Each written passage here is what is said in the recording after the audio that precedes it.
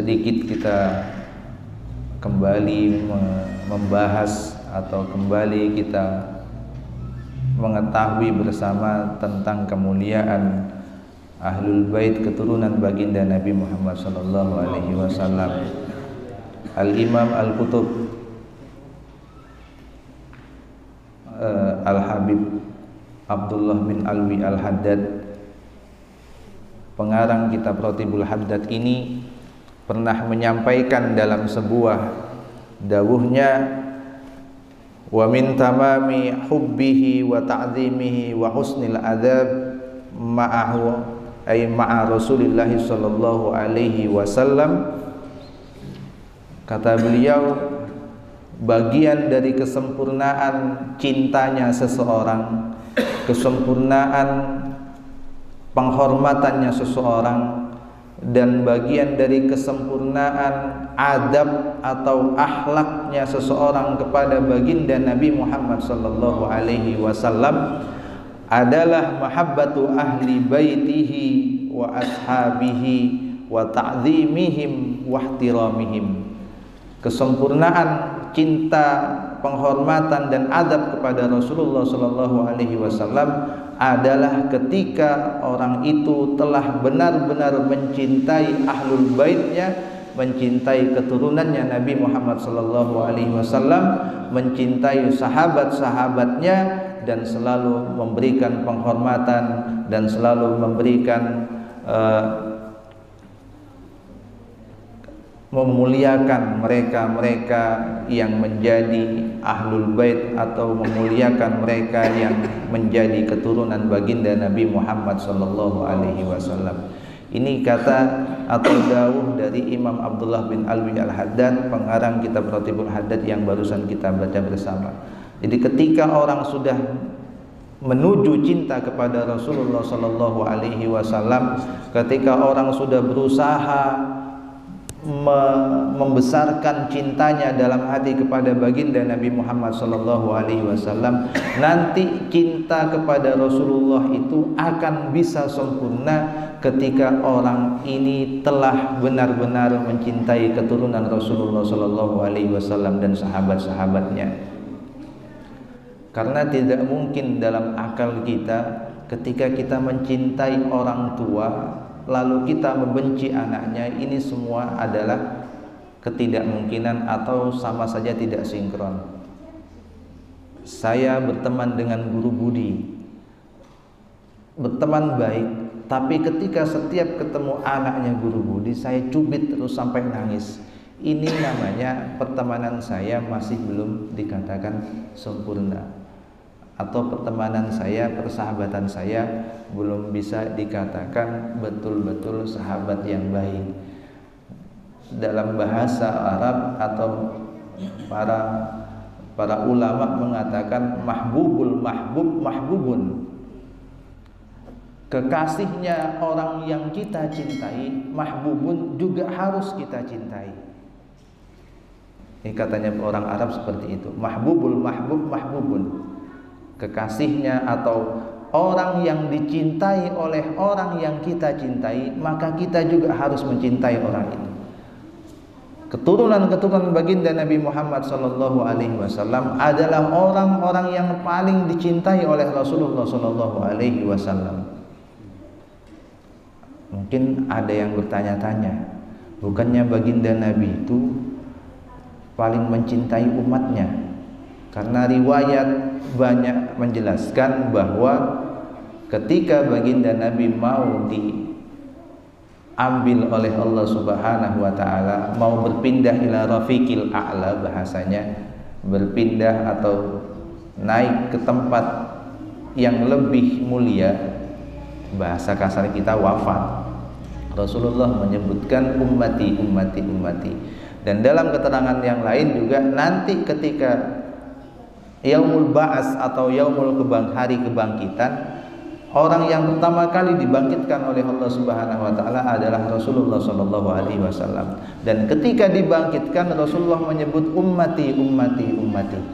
Ini bahasa ini adalah menyebutkan skala umum. Jadi Rasulullah sallallahu alaihi wasallam mencintai semua umatnya, Siapa umatnya Rasulullah? Semua yang beragama Islam, mau sahabatnya Rasulullah, mau keturunannya Rasulullah, mau kita ini adalah umatnya Rasulullah Shallallahu Alaihi Wasallam.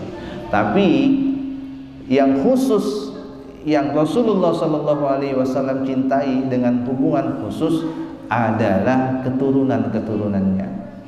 Karena yang sering kita baca mungkin di buku Ahlul Bait yang diterbitkan oleh Majelis Rasulullah itu hadis Saqalain. Hadis Saqalain atau hadis yang menerangkan dua pusaka, Al-Quran dan itrati ahli baiti, Al-Quran dan keturunanku, kata Rasulullah. Ini dua pusaka yang harus kita pegang. Rasulullah sallallahu alaihi wasallam di akhir hadis itu menyebutkan udzakirukumullahu fi ahli baiti, udzakirukumullahu fi ahli baiti, sampai 3 kali Rasulullah menyebutkan. Kalau diterjemahkan, saya pesan tolong jaga ahlul baitku, saya pesan atau saya ingatkan kalian untuk selalu bertakwa kepada Allah dan jaga ahlul baitku. Ini sampai 3 kali. Kalau bahasa Arab, kalau dalam kalam Arab disebut sampai 3 kali, ini namanya taukid atau menekankan. Berarti sangat penting sekali. Karena di akhir zaman Rasulullah sudah tahu kalau ahlul baitnya nanti di akhir zaman banyak dipandang sebelah mata. Ini padahal keamanan bumi ada pada ahlul bait baginda Nabi Muhammad sallallahu alaihi wasallam. Jadi kalau ditarik kesimpulan, cintanya Rasulullah yang khusus itu kepada siapa yang utama? Kepada ahlul bait baginda Nabi Muhammad atau kepada keturunan-keturunan. Ini yang khusus. Untuk yang umum semua umat Nabi Muhammad, semua umat Islam, Rasulullah sallallahu alaihi wasallam mencintainya. Ini. Jadi kalau yang mengatakan kita ini cinta kepada Rasulullah, tanda-tandanya kecintaan kepada Rasulullah, tanda-tandanya adalah ketika kita sudah mencintai keluarganya Rasulullah, mencintai keturunannya Rasulullah, bahkan kita selalu menghormati dan selalu menjaga adab kepada beliau-beliau semua.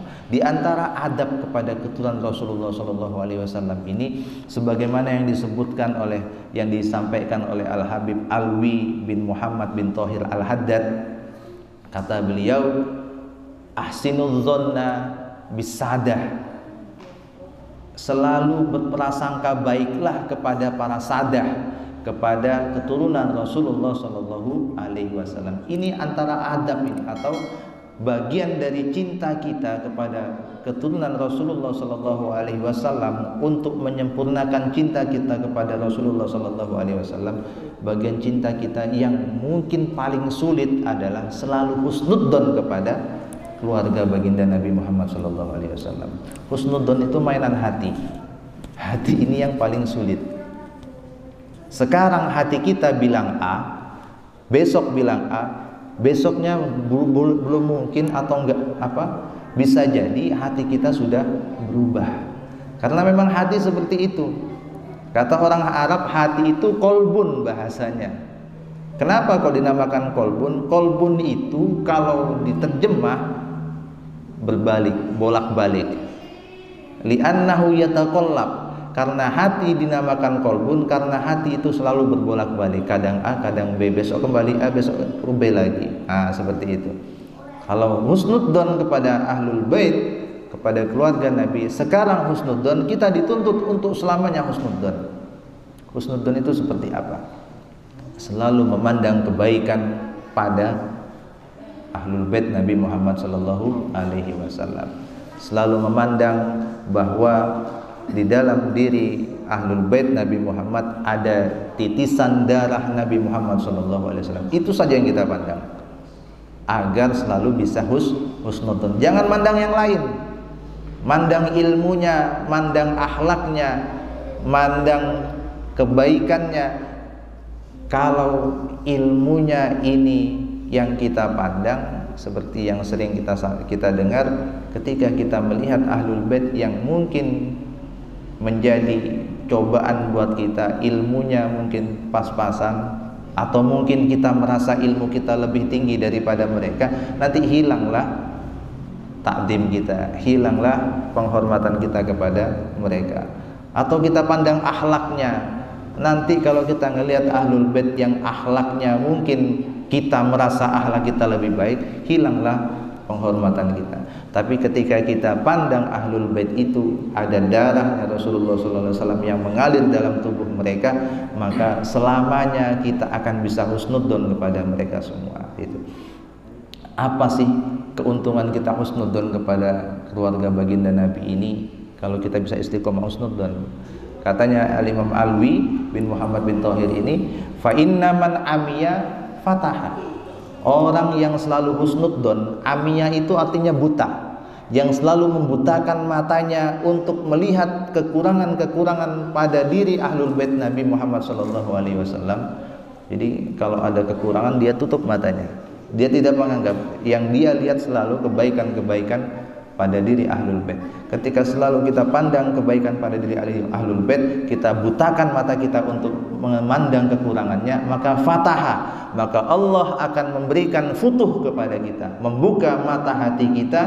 Dan insya Allah kalau sudah diberikan futuh, mata hati kita dibuka, insya Allah semua yang kita lakukan akan mendapatkan petunjuk dari Allah Subhanahu wa Ta'ala, mendapatkan petunjuk untuk melakukan kebaikan-kebaikan, dan insya Allah kita dijaga dari melakukan maksiat. Tapi sebaliknya, fa inna man fataha, barang siapa orang yang selalu membuka matanya melihat kejelekan-kejelekan atau selalu mengawasi keburukan pada ahlul bait baginda Nabi Muhammad SAW, umiyah, maka akan dibutakan matanya oleh Allah, dibutakan mata hatinya oleh Allah Subhanahu wa Ta'ala, dan selamanya tidak akan pernah mendapatkan atau tidak akan pernah melihat kebenaran pada diri ahlul bait Nabi Muhammad SAW. Ini yang kita harus hindari. Naudzubillah min dzalik. Semoga saja kita bisa berusaha, diberikan kekuatan oleh Allah untuk berusaha selalu memandang kebaikan yang ada pada ahlul bait Nabi Muhammad SAW, yaitu kebaikan yang merupakan titisan darah baginda Nabi Muhammad SAW, sehingga kita bisa selalu husnudzon kepada beliau-beliau semua. Ketika kita sudah husnudzon, insya Allah cinta itu akan tumbuh, dan cinta kita kepada Rasulullah tidak diragukan lagi, karena sudah mencintai keluarga-keluarga dari baginda Nabi Muhammad SAW. Amin ya rabbal alamin. Gitu.